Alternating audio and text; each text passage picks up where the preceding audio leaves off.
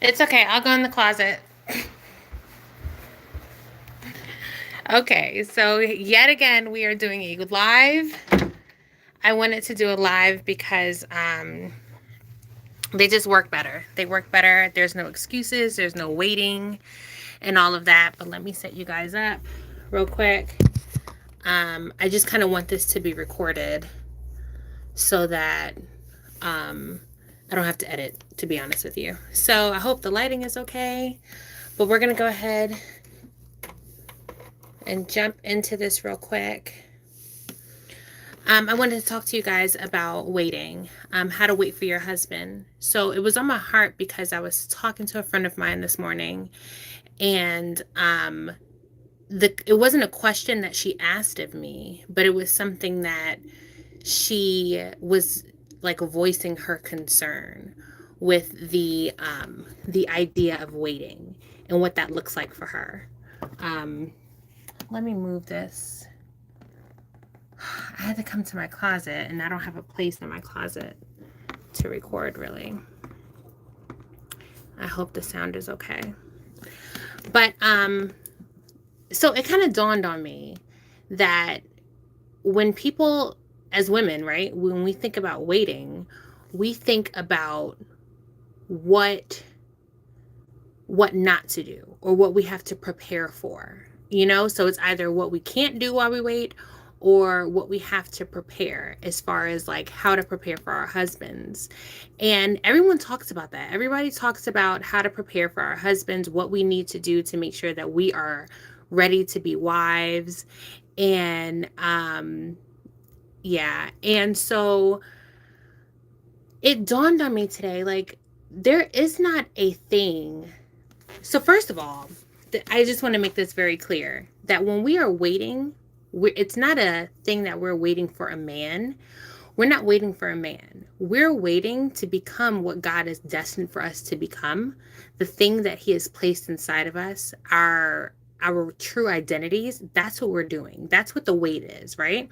So the end all be all is not marriage. So I think when we're thinking about waiting, we think of, well, I just want the Lord to bring me my husband. And that makes sense. Like, I know a lot of people, you guys want to get married. I get it. I was there. But it can kind of get a little sketchy when you're talking about, the wait, right? So, I don't want to make this channel or even what we talk about on this channel about waiting for the husband. The wait, the husband is it's like, so the husband is, it comes along with everything else. Your husband comes along with destiny. Your husband comes along with God's perfect will for you. You are trying, your wait is to become what God wants you to become. And if you're becoming what God wants you to become, your husband is inevitable. It's going to happen because you are walking into destiny. You're standing in, you're walking in God's perfect will for you. So I want you guys to understand that it is not the end all be all. Your goal is not marriage. Your goal is to be what God has called you to be. If you can become what God has called you to be, your husband is it's going to happen. Your husband, your marriage, your children, whatever those things that you are looking forward to are going to happen. But your whole goal is to be what God has called you to be. And so when we think about the wait, the things that we don't want to do is say, okay, well, we have to get a specific credit score. We have to make sure that we have this and we don't have these baggages, and we have to make sure that we're out of debt. Those are, if the world tells you that, that's because that's how the world operates. It is not necessarily what you have to do to prepare for your husband. Your goal is to sit with the Lord and get as close to Him as possible. That is how you wait on your husband. You wait on your husband by getting closer to the Lord. Now, a lot of people, especially during the holidays, right? A lot of people feel lonely. I know you guys feel like, Everyone is booed up probably. I was talking earlier. We did a live earlier and we were talking about how people are booed up on the holidays, and you have you go to your family's house and everybody's getting engaged and boyfriends and girlfriends coming to visit, and I get it. Your goal right now is to get closer to the Lord. Ask him what those issues are. Um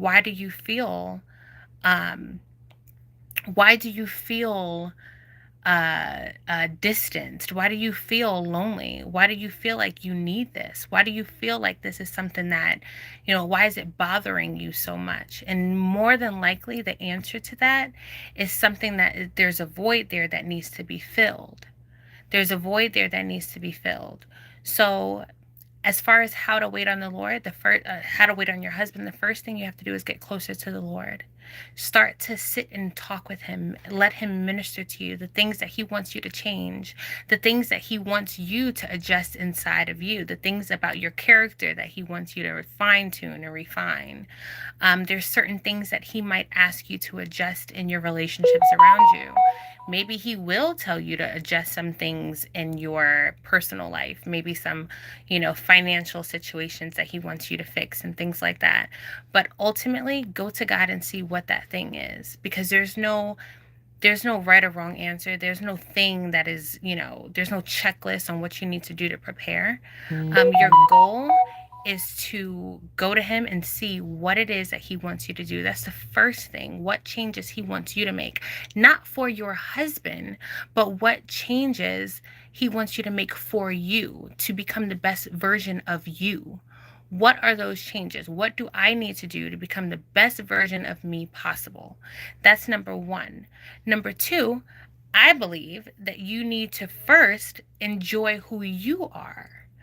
Get to know yourself. When I was dating my husband, I had just started to realize who I was, really, really getting to know Fagin.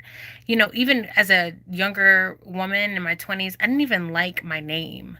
That's how far removed I was from who I was and enjoying Fagin. I didn't like me. I didn't like my name. There were so many things about me that I did not like. My personality. I didn't like my voice.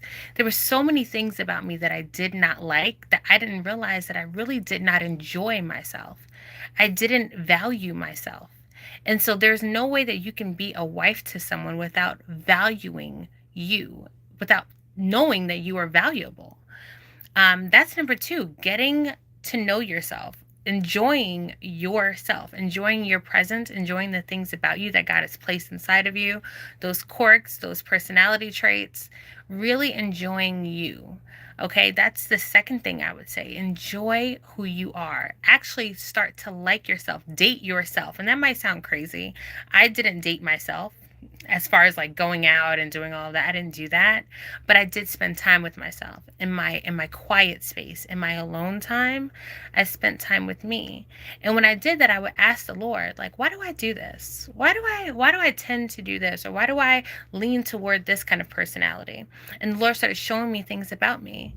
And I was like, wow, I really enjoy that about me. For instance, I am very outgoing, but I'm also very introverted. It's almost like I'm a little bit of both. I love talking and love communicating with people, but I am not like I don't go into the room like, hey, hey everybody. Like, that's not my personality. But it would kind of bother me growing up because I felt like I love to be around people, but I don't like big crowds. But I love the company of others, but I don't like the attention, like to be the main event, that kind of thing. Like, I'm coming to the party and I'm excited about, hey, I'm here, that kind of thing. No, no, no. Where's Daddy? Go with Daddy. Close the door for me. What is it? Right here. Let me see. Okay. Go with Daddy. Go ahead. Close my bedroom door. Hey, you're gonna. I'll come this way. Look who went in. Go that way. So, ambivert. Yes, an ambivert. That way. Go that way. Go look. These are, I guess, the bad parts about doing a live. So anyway, yes, I ended up trying to like really go to God about like what are these things about me, and I realized that it's actually a good thing. I can be a little bit of both. I can enjoy the company of others, but I do like to kind of retreat, and that's one of those things that I really enjoy about myself. And actually, it's one of those things that makes my husband and I such a good couple, such a good pair, because he is the very opposite. He doesn't really like, I know, he doesn't really like, communicating. I mean, he talks and he talks to people, but he really doesn't enjoy, like, I don't know, I can't explain it. Like, he's not one to greet everyone in the room and things like that. He's not that type. But we really complement one another. So, really, just getting to know me. And I'm telling y'all, the moment, sister, listen, the moment I began to know myself and to really love myself is when I was the most capable of being loved. I could not I could not even accept Ralph's love. I would reject his love when we first got together. I didn't want it. I didn't want it. It felt weird. It felt, and I know people say that all the time. And even before this situation, I remember hearing that. And I'm like, I couldn't identify with people who had that same story. When they would say, like, yeah, I couldn't accept love. I didn't understand what that meant. But it wasn't until I started dealing with the same thing myself where I could not accept Ralph's love. I didn't understand it. It felt very foreign to me, even to the point where I would kind of get upset with him. I remember when we first got married or first started dating, I was so used to men complimenting me or trying to have sex with me pretty much, or that kind of thing. Like, that was my interaction with men was very always on a lustful in a lustful way. I never really had pure, genuine interaction with men. So before that, I didn't know that that's what it was until I met my husband. And so I realized that he never, he looked at me, genuinely looked at me. Like, when he looked at me, I could tell that he wasn't looking at me. You know what I mean? He was looking at at the innermost being of me. Like, he really wanted to get to know me, and our interaction was always on a deeper level. But I realized, like, he didn't compliment me. He didn't try to like hold my hand and all that stuff. And even though I was going to the Lord before I met him, and I told the Lord, I don't want to be with someone who is going to compromise my relationship with you. And one of those things that I know is making my relationship stronger with you is me not having sex before marriage. So please help me abstain from sex and make sure the man that you give me, please, I'm asking that the man that you give me, make that easier for me, And that's exactly what happened. Ralph made it very easy to abstain from sex. He made boundaries. He created boundaries immediately.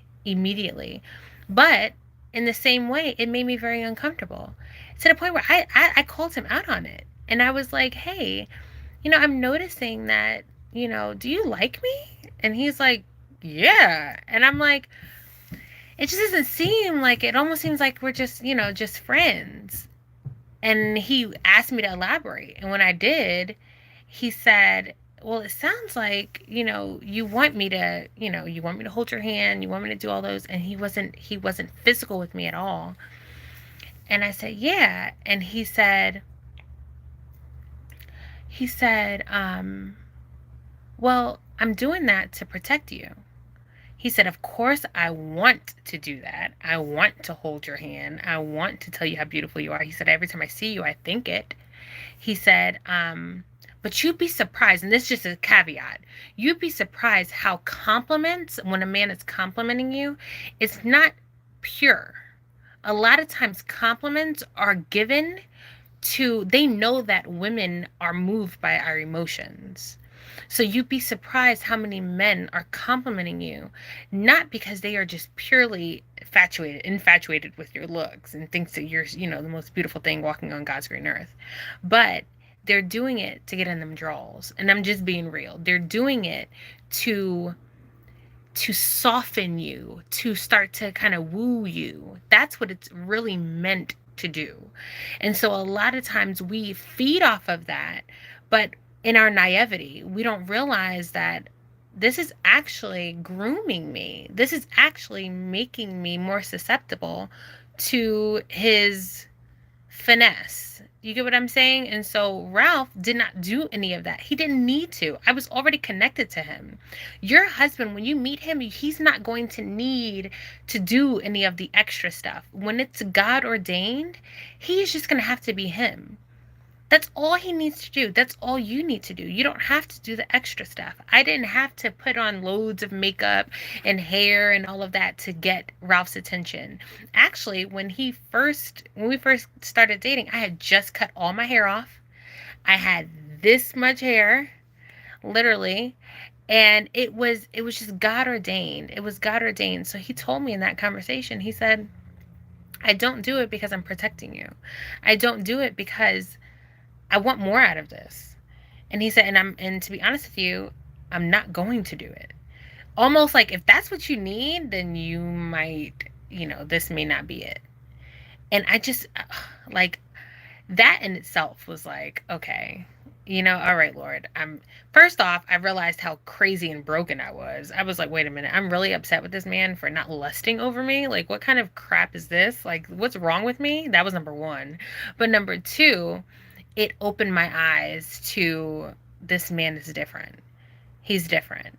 So, preparing for your husband isn't what we always think it might be. It's not that. It's not, these different steps that we have to take to be prepared.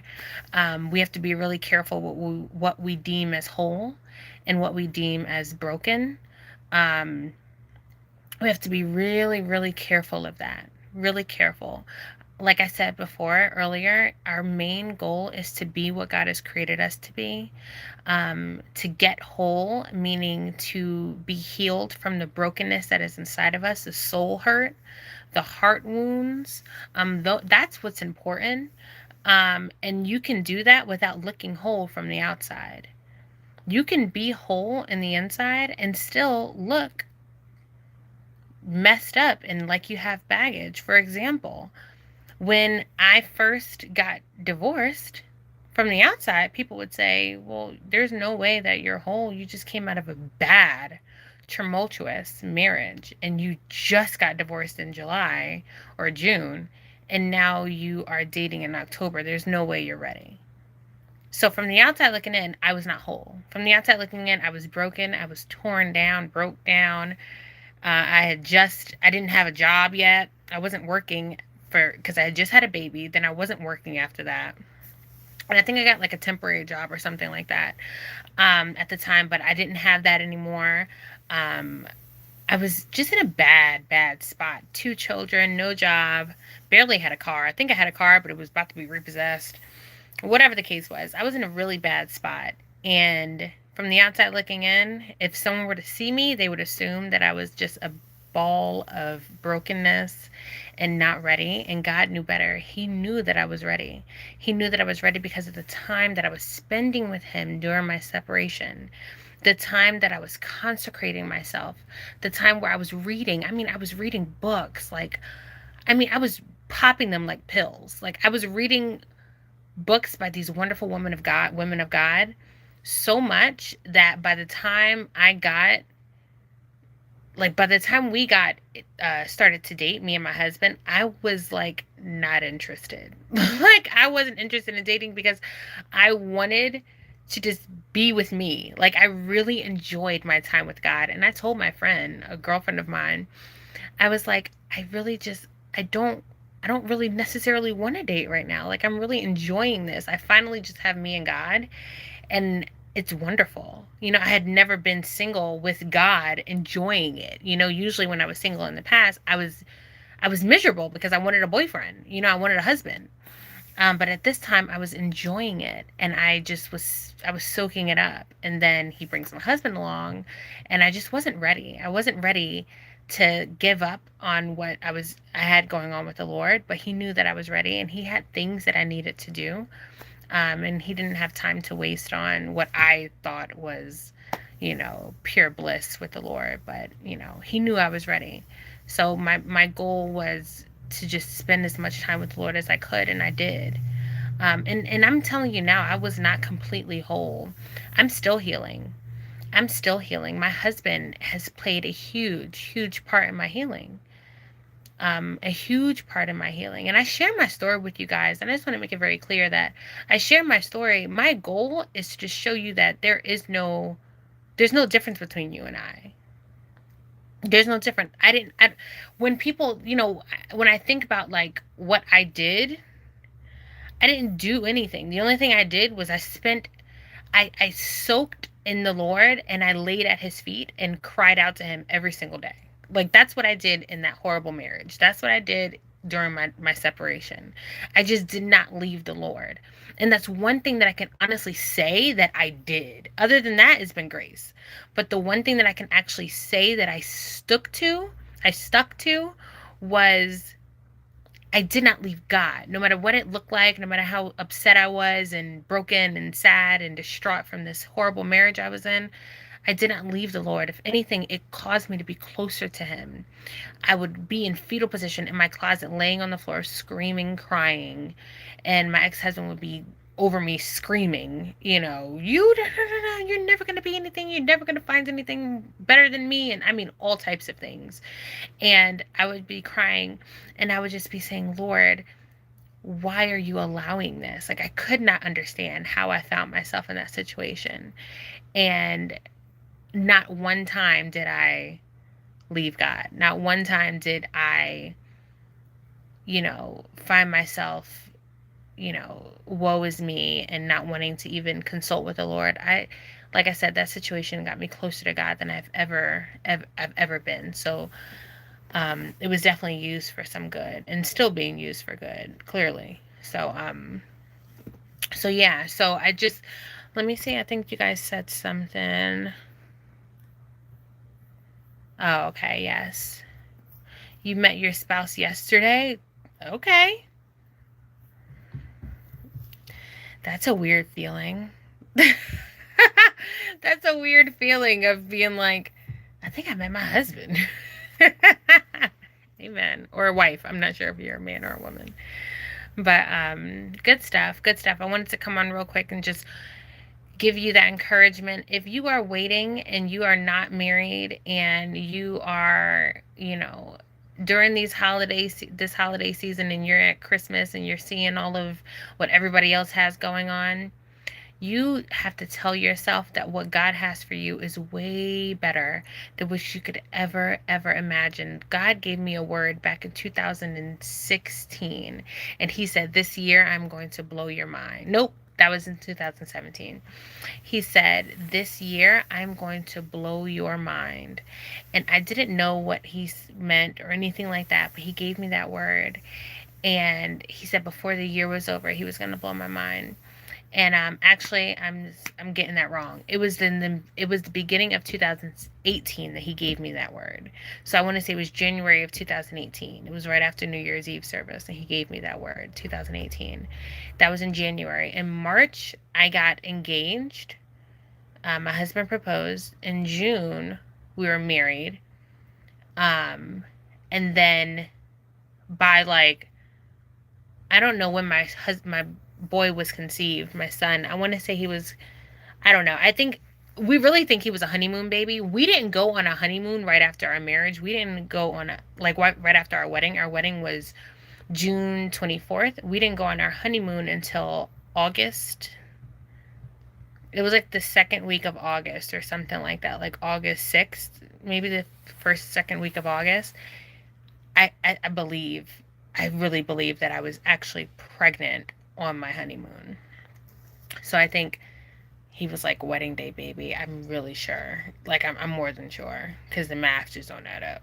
So my point is all of those different things happened in 1 year and my mind was completely blown and it's still being blown. So there is nothing that you can wait on for the Lord and he not completely blow your mind. So I just wanted to encourage you guys. It was impromptu. I hope I didn't ramble too much. I'm sure I did.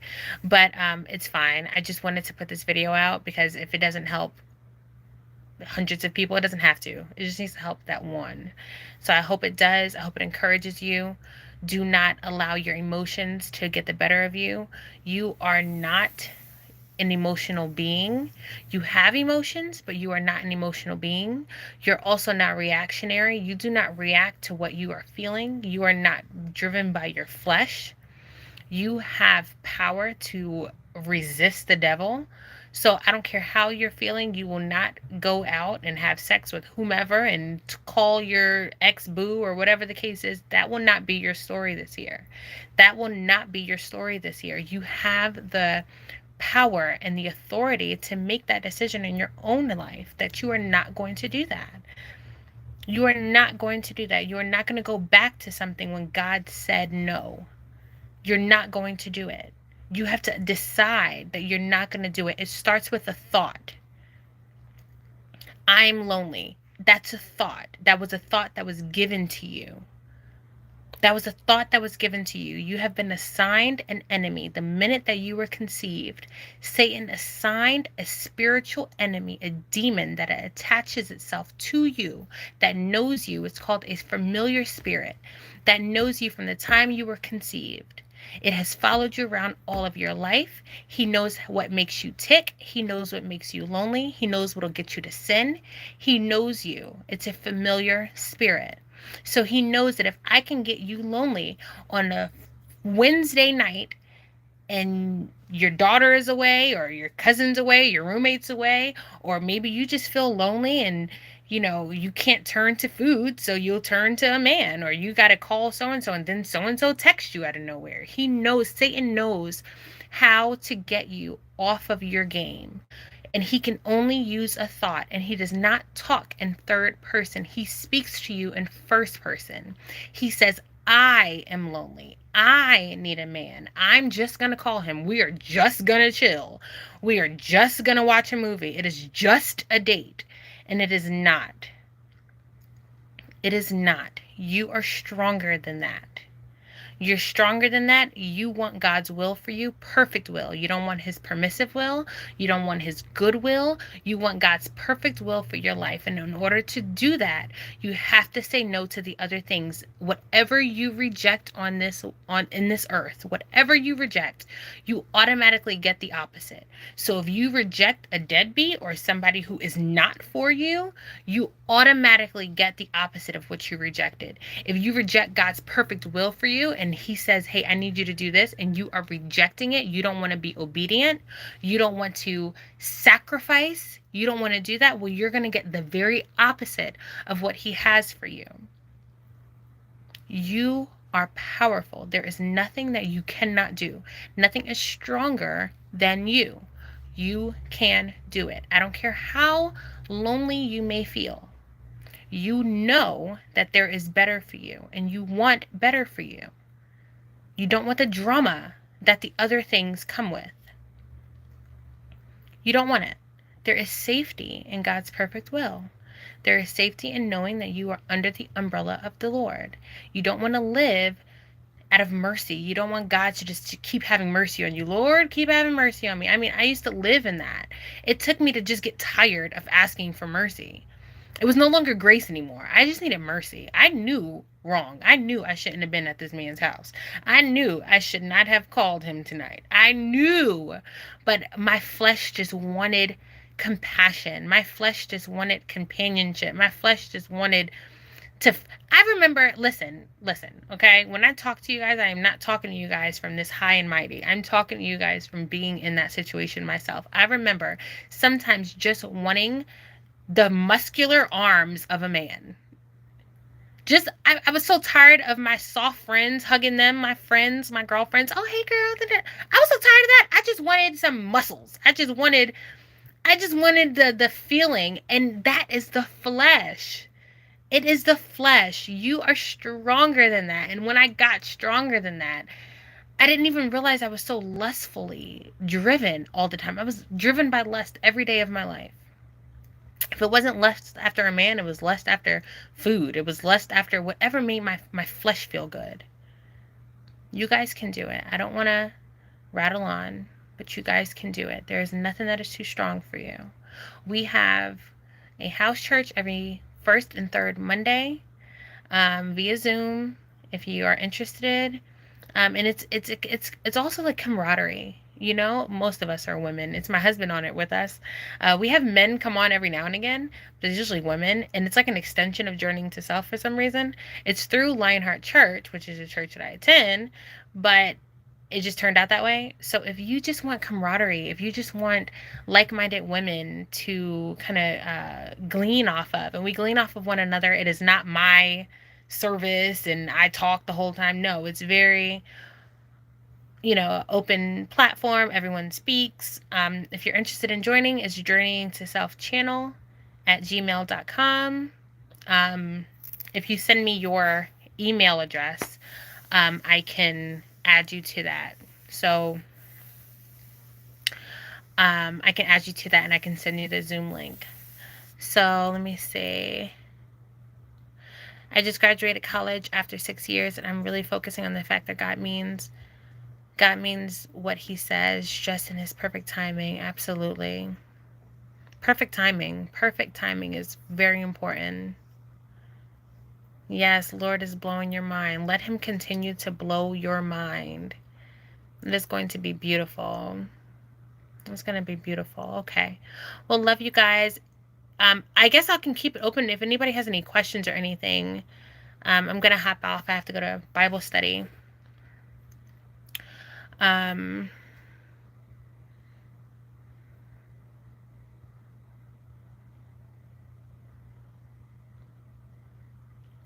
Kindred spirits. I don't know. I don't know what that is. I've heard that before, but yeah. Yeah. The wonderful thing about YouTube is one thing that I've learned and that I love is that there's so many women that are very much alike. We're so much alike, and we deal with the same things, and we can feel a little lonely sometimes, like we're the only ones dealing with it. But you guys, there's so many people, even in the comment sections of my video, is like, I love it because it's like, we are all the same. We're the same people. We are the same. We deal with the same stuff. And it's just beautiful to have that. I don't know. I want to start some sort of like, just, I don't know, like another way to, I was thinking about, I don't know. It's been tough. Like, the Lord has been really opening my eyes to certain things that I'm not really necessarily comfortable with because it's new. It's a new idea and a new concept. But I want to connect with women more. I want to connect with you guys more. I want to, he gave me, I guess I'll just say, I don't like the word coaching, but it's like this, it's coaching. It's relationship coaching, but not necessarily like coaching you on how to be in a relationship, but how to become the best you. And then in turn, your relationships will flourish. Like how to become the best version of you. And then allow God to kind of do a mighty thing in your life that your relationships will just benefit from. And I want to give that kind of time to people who want it. Not everybody would be interested in something like that. But I know that if I had something like that, maybe, gosh, like 8 years ago, I don't know, I would have been able to really, if I had something like that while I was dating my ex-husband, I would have never married him. Let's just say that if I had a coach, or I don't like using the word coach just because I don't know. I don't like the word coach, but if I just had some sort of, and I don't like the word mentor. I don't know what you would call it. Like a friend, someone to just kind of reach out to and be able to talk to. If I had something like that, I don't think I know I wouldn't have made that choice. I would have not made that decision. It could have saved me from a lot of stuff. And that's my goal. That's always been my goal. I said this before, that the one thing that the enemy can use against the women of God is putting them with the wrong man. That's the best weapon that he has against us. The wrong man will mess us up, mess our whole entire lives up. So I just kind of want to help people and like make sure that I can get as many people out of bondage as possible. And so I feel like hands-on is the best way for me. And I guess coaching would be that. But I don't know. But I do really enjoy the community that we've created here at Journeying to Self. So, but yes, lovelies, no questions. Okay, I'm going to go ahead and get off of here so we can get to Bible study on time. Thank you guys for getting back on today. A lot of you were on here earlier. Me and my husband had a live. So yeah, I hope all is well. I hope everyone has a wonderful holiday. Yeah, if you guys are interested in joining the house church, just go ahead and email journeyingtoselfchannel@gmail.com. And I will see you guys in the next... Oh, accountability partner. Yeah, I like that. Accountability partner. I like that. Yeah. All right, loves. I'll see you guys next time. You guys have a good night. Thanks for joining me. Bye.